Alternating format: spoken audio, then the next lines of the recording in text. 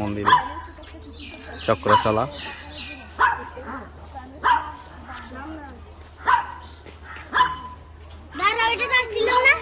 এটা তো আসছিলে তো অনেক আগে।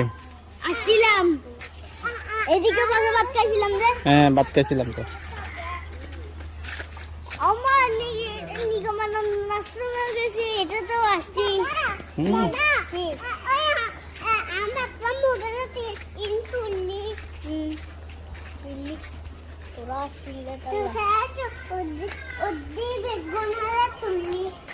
এক সাইডে রাখ, জুতা খুলে যা, জুতা খুলে যা।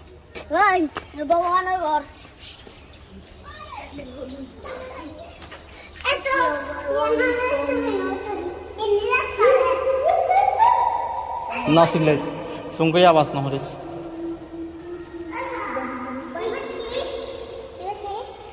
মূর্তি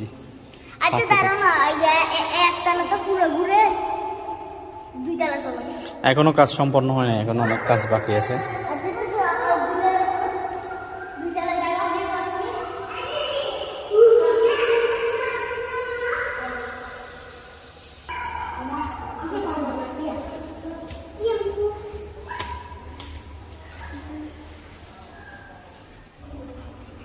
বাবা লোকনাথ শিবকল্পতরু।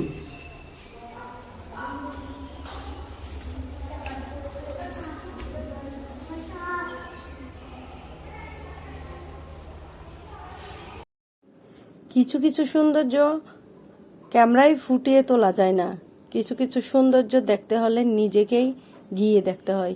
এত সুন্দর কারুকাজ যারা করেছেন তাদের হাতে জাদু আছে, তাদেরকে ভগবান কত যে আদর করে বানিয়েছে আমি জানি না। আমার এত সুন্দর লেগেছে কারুকাজগুলো, এত সুন্দর হয়েছে কাজগুলো, আপনারা দেখলে বুঝতে পারবেন।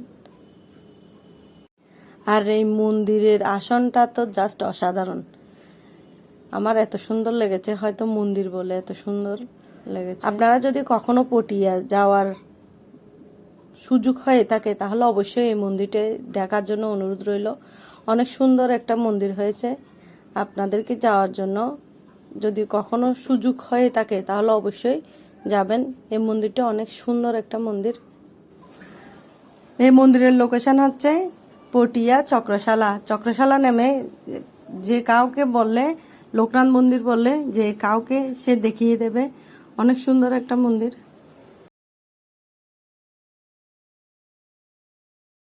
সৌভাগ্য হয়েছে, আমরা আসা মাত্রই বাবা লোকনাথের দর্শন পেয়েছি। এখন হচ্ছে সন্ধ্যার টাইম, সন্ধ্যার পূজা অর্চনা করার জন্য মন্দিরের দরজা খোলা হয়েছে। জয় বাবা লোকনাথ, জয় মা কালী।